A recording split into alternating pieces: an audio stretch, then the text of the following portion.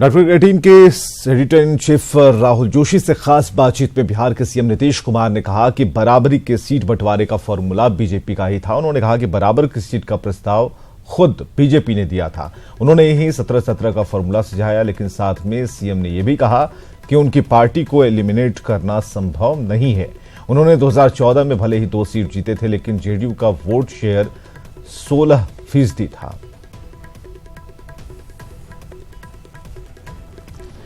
देखिए, ये बताइए, जब आप भारतीय जनता पार्टी के संग सीट बंटवारे के लिए बैठे तो ये 17-17 सीट कैसे आप कर पाए? भारतीय जनता पार्टी 22 जगहों पर जीतने के बावजूद 17 पर राजी हो गई, तो इसमें तो आप अपने ये हमने कुछ नहीं कहा। आप सिर्फ 2 ही सीट जीते थे 2000 जी। तो 2 सीट जीते थे, लेकिन इनका वेव था और अलग अलग थे। तभी 16% वोट था उस स्थिति में भी बिहार में जी। तो ऐसा नहीं है कि कोई हम लोगों की पार्टी को समझ लेता है कि एलिमिनेट हो जाएगी, संभव ही नहीं है। उस स्थिति में भी ऐसी स्थिति थी, खैर वो एक अलग विषय। लेकिन आप जान लीजिए, हम दोबारा जो बीजेपी के साथ हम लोगों का अलायंस हुआ, तो बीजेपी ने शुरू से कहा कि हम लोग पूरा सम्मान का, प्रतिष्ठा का, पार्टी का जो कुछ भी है उसका जरूर ख्याल रखेंगे। और हम लोगों ने कुछ नहीं कहा था, उन लोगों ने खुद ही मुझको बताया कि हम लोग बराबर बराबर सीट पर लड़ेंगे। तो ये प्रस्ताव बीजेपी की ओर से कह दिया, प्रस्ताव बीजेपी नहीं कहा। और हम तो अपने पार्टी के लोगों को भी शेयर नहीं किए तब तक जब तक कि फॉर्मली 17-17-6 का अनाउंसमेंट नहीं किया गया।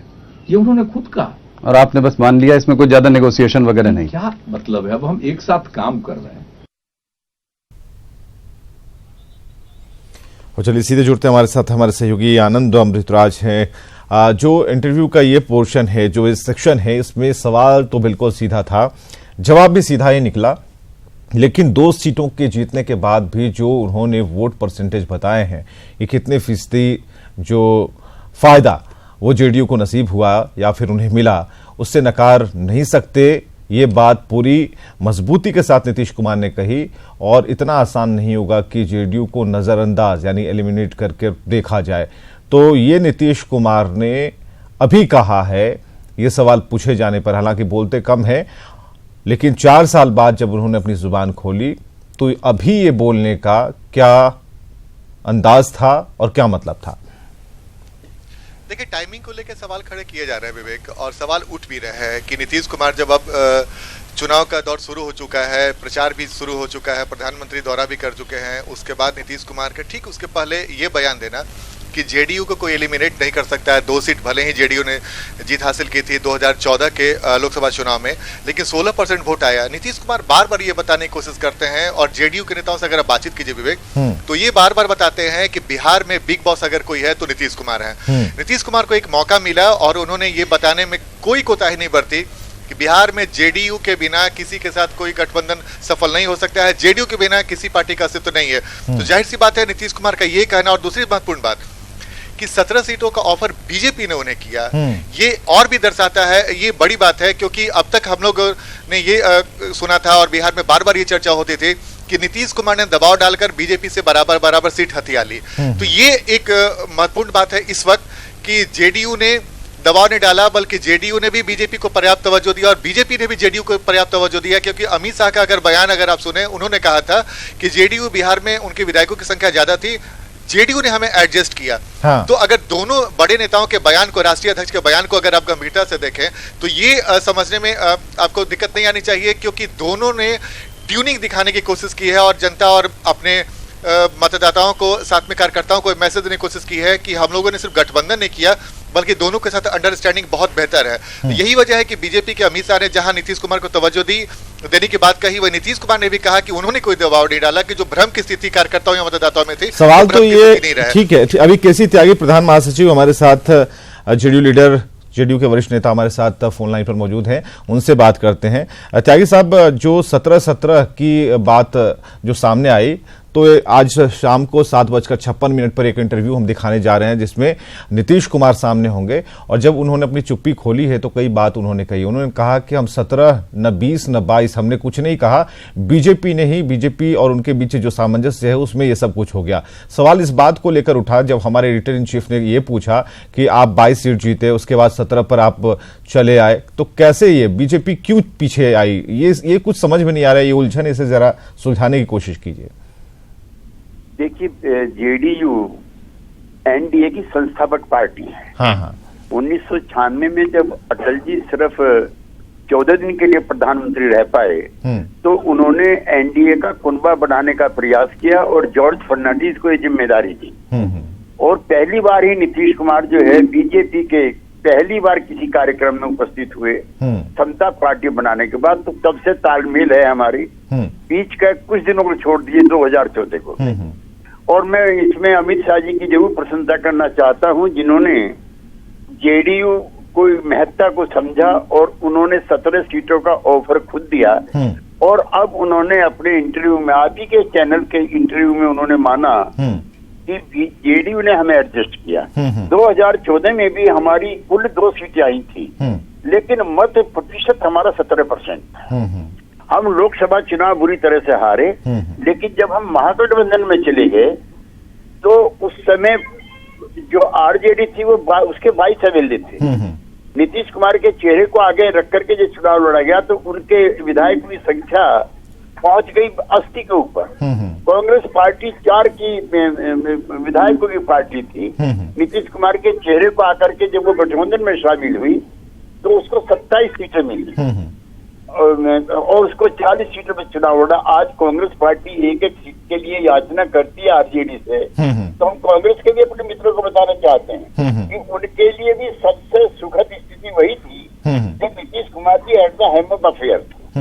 अब में विधानसभा चुनाव के बाद जब भ्रष्टाचार के मामले उजागर होने लगे, ईडी संपत्ति जब्त करने लगी, जिसको कहते हैं मौका परस्ती, जिसको कहते हैं जनादेश का, ये तो जनादेश में भ्रष्टाचार के लिए नहीं मिला था। और जो नीतीश कुमार को जानते हैं वो जानते हैं कि वो इस्तीफा जेब में लिए घूमते हैं और एक बार नहीं कई बार वो इस्तीफा दे चुके हैं।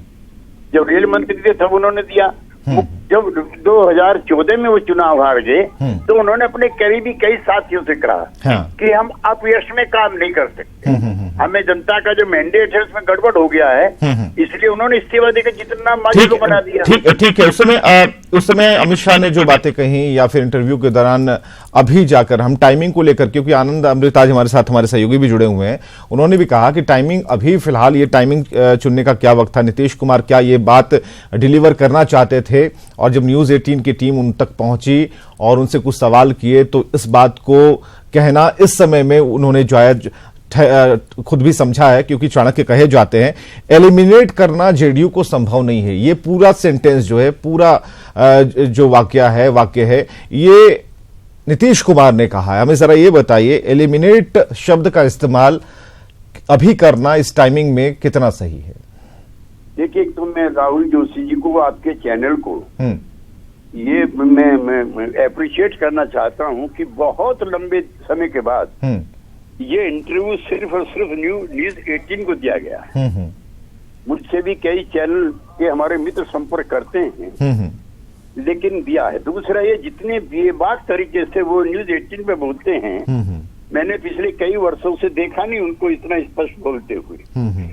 अब जब चुनाव का वक्त है और कई तरह के कंफ्यूजन तो फैलते हैं पॉलिटिकल सर्कल्स में, तो उस समय इन चीजों की सफाई करना नीतीश जी के लिए भी आवश्यक हो गया था। जैसे हम बार्गेनिंग कर रहे हैं, एक तरह हमारे जो विरोधी हैं, जितना तीखा विरोध बिहार में होता है इतना मैंने किसी राज्य में नहीं देखा। मैं यूपी से भी एमपी रहा हूँ, हमारे यहाँ भी ऐसा नहीं है जैसा नीतीश कुमार जी के विरुद्ध ईर्ष्या और विद्वेष से भर करके आरोप प्रत्यारोप लगते हैं। इसलिए हमारी कोई तकरार, ठीक है, इन चीजों का खंडन उन्होंने कर दिया इंटरव्यू के माध्यम से। हमारे साथ आप हमारे साथ बने रहिएगा त्यागी साहब। हमारे साथ मनोज झा भी हैं, प्रवक्ता हैं आरजेडी के और सीनियर लीडर भी हैं। हम मनोज झा जी बात कर रहे हैं उन चीजों को लेकर जो नीतीश कुमार का इंटरव्यू आज 7:56 रात में दिखाया जाएगा, आप देखिएगा जरूर। और उन्होंने खुलकर उन्होंने कई बातें कही हैं, लेकिन जब उनसे 17-17 के फॉर्मूले पर पूछा गया तो उन्होंने कहा कि जेडीयू को एलिमिनेट करना इतना आसान नहीं, संभव नहीं है। उन्होंने ये बात कही है और सवाल यहीं से जन्म लेता है कि क्या नीतीश कुमार की जो ये टाइमिंग है वो जायज है और इसे आरजेडी किस तौर पर ले रहा है? आरजेडी के पास इस बयान के बाद कुछ कहने के लिए है? बहुत सारी बातें नीतीश जी ने कही हैं और एक जमाने में हम साथ में भी रहे हैं, लेकिन नीतीश जी की वैचारिक जो स्खलन उनका हो रहा है ये मेरे लिए भी चिंता का विषय है। उन्होंने कहा कि कोई भी दल एलिमिनेट आंकड़ों पे नहीं होता, वो अपनी विचारधारा पे होता है। कल प्रधानमंत्री उनके सम्मुख बोलते रहे कि विपक्ष के लोग सब पब्लिक रिलेशन ऑफिसर है पाकिस्तान के। 1-1.25 साल पहले तक वही नीतीश जी थे, 50 साल के बचना पड़ा उनको। कल वो बोल गए कि लालू जी देर से फोन से बात करते हैं, झूठा प्रचार। कम से कम नीतीश जी से ये अपेक्षा नहीं थी। राजनीति अपनी, प्रतिस्पर्धा अपनी जगह, लेकिन अगर आप इतना नीचे गिरे, आप इतनी समझते हैं कि जमाने में आप साथ रहे हैं, आप समय बाकी आपके दल को लीड जाने को भाजपा तैयार है और वो लीड जाएगी। आप परिणाम का इंतजार करिए। नहीं तो ठीक है, इस टाइमिंग का यूज कर रहे हैं नीतीश कुमार, क्यों कर रहे हैं इस टाइमिंग का? ठीक है, कल की बात जो कही या फिर आज जिस मुद्दे को लेकर हम बैठे हैं कि उन्होंने कहा कि जेडीयू को एलिमिनेट करना संभव नहीं है, किसे सुनाना चाहते हैं? देखिए, मैं तो सीधी सी बात करता हूँ। मैंने शुरू में एक बात कही कि नंबर गेम नहीं है पॉलिटिक्स। आप कितने पर लग रहे हैं? आपकी राजनीति खत्म हो गई। आप किस प्रकार की राजनीति कर रहे थे? आप दलितों पिछड़ों की राजनीति कर रहे थे। जाकर के पूछिए, आपके लोग दलितों पिछड़े बहुजन समाज के बीच में मीटिंग नहीं कर सकते। आपने धरातल पर आपने कर दिया। आपकी क्या भूमिका लगी थी वो हम आज भी पता है कि क्या वजह है। लेकिन मेरी दिक्कत ये है नीतीश जी, आज बेबसी का अगर कोई पर्याय बाकी है तो वो उनका नाम केसी त्यागी इसका जवाब देंगे। मनोज झा जी, केसी त्यागी साहब मनोज झा साफ तौर पर कह रहे हैं कि बेबसी कि जो एक गुत्थी है उसमें कहीं ना कहीं उलझ कर रह गए नीतीश कुमार। देखिए, मनोज झा जी मित्र हैं, विचारक हैं और आरजेडी के प्रवक्ता हैं, इसलिए उनके वक्तव्य में कोई टिप्पणी नहीं करना चाहता। लेकिन जो नीतीश जी का वक्तव्य है वो बिहार में उनकी रेलेवेंस है और जो पर्याय बता रहे हैं वो तो यही नीतीश कुमार हैं जिन्होंने हर सवाल पर जो आइडियोलॉजिकल इश्यूज हैं उस पर ना कभी कॉम्प्रोमाइज किया, ना करेंगे। और जो उनकी नेशनल पॉलिटिक्स में और बिहार पॉलिटिक्स में जो रिलेवेंस है वो बनी रहेगी। अब जैसे कंट्रोवर्शियल इश्यूज हैं, जिन चीजों के लिए लालू जी और उनकी जो सो कॉल्ड सेकुलर ग्रुप है जिन चीजों के लिए संघर्ष करता है, वो नीतीश कुमार ने चाय की एक टेबल पे अटल बिहारी वाजपेयी जी के साथ बैठ करके तय कर लिए थे। आर्टिकल 370 का जिक्र नहीं होगा, यूनिफॉर्म सिविल कोड के लिए दबाव नहीं पड़ेंगे, राम जन्मभूमि बाबरी मस्जिद का मुद्दा बैठ करके तय होगा या अदालत तय करेगा। इन सवालों पर लालू जी, आरजेडी और जो इनका सेकुलर गैंग है वो लगातार इन चीजों के लिए हल्ला गुल्ला, प्रदर्शन, जुलूस, हड़ताल करता रहता है। नीतीश जी की डिप्लोमेसी का नतीजा है कि जॉर्ज साहब, अटल बिहारी वाजपेयी, आडवाणी जी और नीतीश कुमार चारों ने बैठ करके इस पर हस्ताक्षर कर दिए, ये मुद्दे नहीं उठेंगे। और इतिहास गवाह है, वीपी सिंह ने जो कहा था कि मंदिर मस्जिद का सवाल हम लोग आपस में बैठ के तय करेंगे या अदालत तय करेगा, उसको अटल बिहारी वाजपेयी जी और आडवाणी जी ने माना जो रथ लेकर चले थे। और मुझे प्रसन्नता है कि श्री नरेंद्र मोदी ने कई अवसरों पर ये बात दोहराई है कि नहीं, ये मामला अदालत में है और अदालत को तय करने दो। तो जो हिस्टोरिकल रेलेवेंस है, हाँ, यानी कि अभी जेडीयू ये कहना चाहती है कि अभी आरजेडी जो सोच रही है उस सोच के साथ वो निरंतर आगे बढ़ते जाए, उससे कोई मतलब नहीं है। लेकिन नीतीश कुमार ने अगर इन चीजों को सामने लाकर रखा है और नीतीश कुमार की जो सोच है उसके साथ एनडीए है और कहीं ना कहीं ये सामंजस्य सामने दिखता है। बहुत बहुत शुक्रिया समय निकालकर हमसे बातचीत करने के लिए केसी त्यागी साहब। तो आनंद अमृताज हमारे साथ जुड़े हुए हैं, हमारे सहयोगी, और उन्होंने टाइमिंग की बात की थी। आनंद ने कही थी इस बात को कि टाइमिंग जो नीतीश कुमार ने चुना है ये क्या उन सुगबुगाहटों पर बिल्कुल एक तरीके से नीतीश कुमार ने वार किया है, उसे बिल्कुल ढा देने की तैयारी में नीतीश कुमार थे, या फिर एक नया सवाल नीतीश कुमार ने जन्म दिया है कि ये और भी चलता रहे? क्योंकि ये इंटरव्यू जो हम दिखाएंगे तो हर दिन एक नया बयान सामने आएगा, एक नई बात सामने आएगी और उस पर आप रोजाना बड़ी चर्चा कर सकते हैं। आनंद, अभी फिलहाल जो नीतीश कुमार ने कहा है उसी पर हम रहना चाहते हैं और जेडीयू ने अपनी प्रतिक्रिया साफ कर दी है। केसी त्यागी ने साफ तौर पर कहा है कि इससे हम डेविएट होने वाले नहीं हैं। देखिए विवेक, अगर नीतीश कुमार के एलिमिनेट वाली बात को अगर आप गौर से समझने की कोशिश कर रहे हैं तो एक बात कई सारा मिलती है। 2014 में भले ही जेडीयू को 2 सीट मिला, लेकिन 16% मत मिला। और आपको याद होगा कि ठीक आज से 1 साल के बाद बिहार में विधानसभा का चुनाव भी होने वाला है।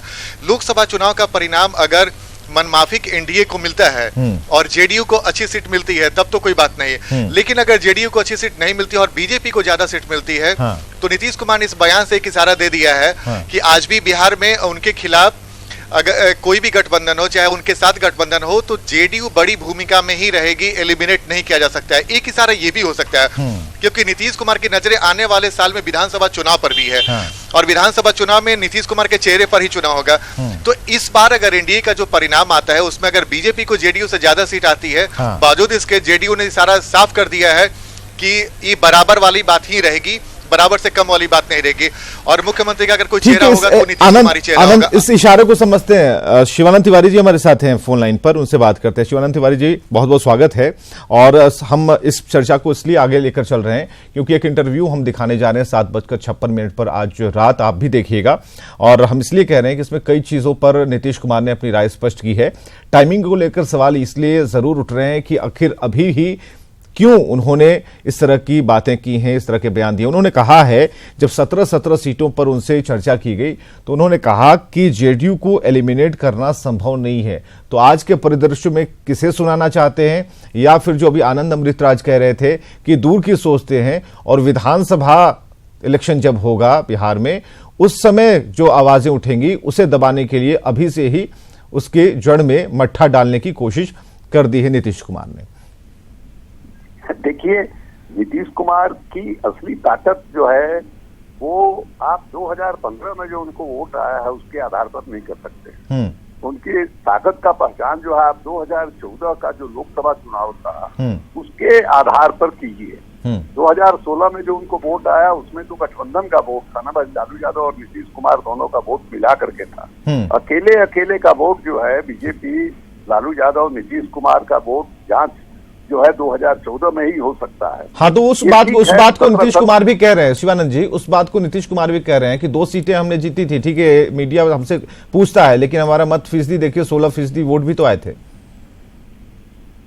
देखिए, ये आपका कहना हम अभी सुन रहे थे, ये कहना कि अगर मैंने इस चुनाव में उनका परफॉर्मेंस जो है बीजेपी के पीछे रहा तो उनके लिए भारी संकट होगा।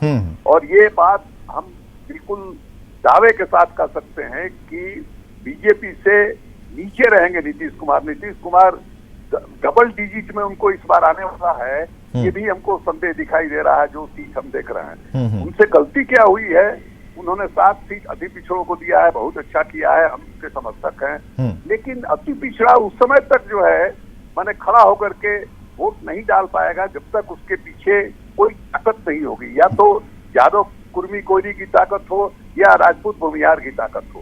अभी इस चुनाव में जो है मैंने भूमिहार और ब्राह्मण दोनों जो है एनडीए से काफी दुखी हैं। उनको जो है पहले जो है साइडलाइन किया गया हुआ करता था भारतीय जनता पार्टी का, ये लोग खिलाफ हैं। तो ये यादव के खिलाफ इनका अति पिछड़ा वोट जो है पोल कैसे कर पाएगा।